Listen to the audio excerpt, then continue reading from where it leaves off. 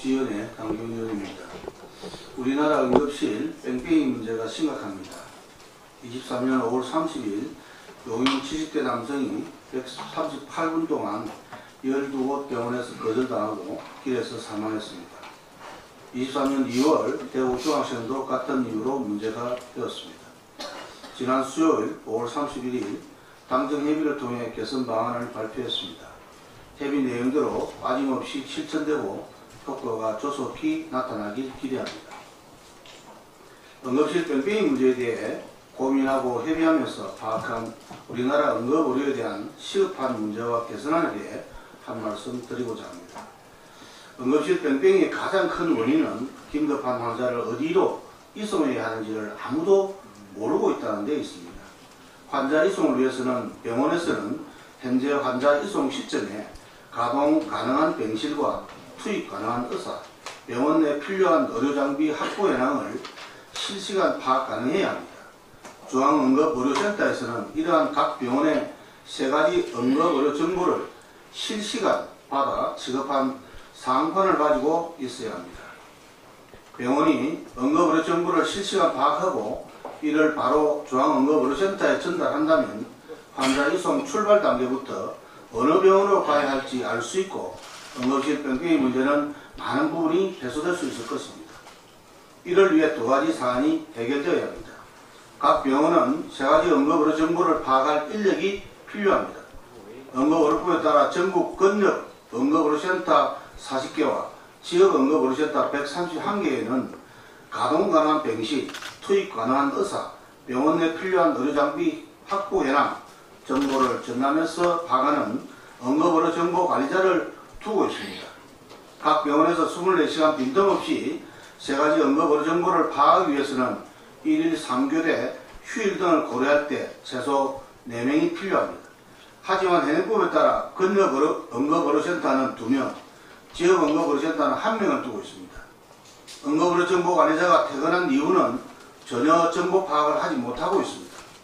지역 응급의료센터까지 최소 4명 응급의료 정보 관리자에 대한 인건비를 정부에서 지원해야 합니다.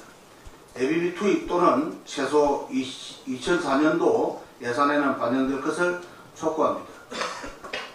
각 병원은 세 가지 응급 정보를 의무적으로 중앙응급센터에 제공해야 합니다. 응급의료법 제28조에는 병원에서 세 가지 응급의료 정보를 의무적으로 응급의료지원센터에 제공해야 한다는 규정이 없습니다. 임의 규정인 것입니다. 병원에서는 세 가지 응급의료 정보를 의무적으로 실시간 중앙응급의료센터에 제공하도록 응급의료법 개정을 해야 합니다. 다시 말씀드리면 우선 응급의료 정보를 실시간 파악할 응급의료관리자 예산 515억 원을 추가로 ABB나 2024년도 예산에 반영토록 하겠습니다. 또 연내 응급의료법을 개정해 병원에서 응급의료 정보를 의무적으로 중앙응급의료센터에 제공하도록 하겠습니다. 두 번 다시는 이러한 응급실 뺑뺑이가 발생하지 않도록 완벽하고 꼼꼼한 대책 마련에 최선을 다하겠습니다. 한 가지 더 말씀드리겠습니다. 최근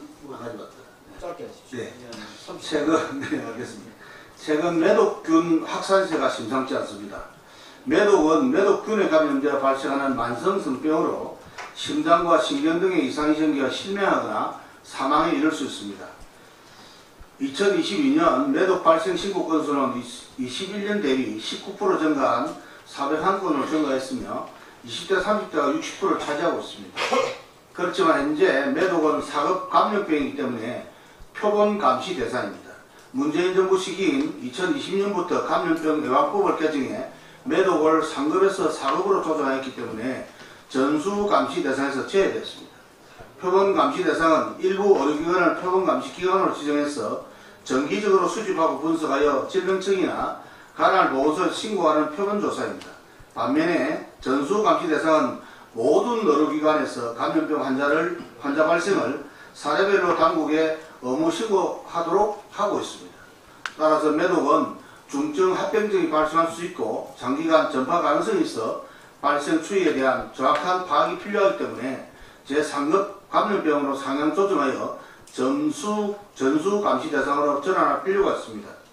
지난 5월 17일에 매독을 상급 감염병으로 조정한 내용의 감염병의 예방 및 관리에 관한 법률 일부 개정안을 발의했습니다. 감염병 예방법 일부 개정안이 조속히 개정되어 내년 1월부터 시행될 수 있도록 노력하겠습니다. 이상입니다.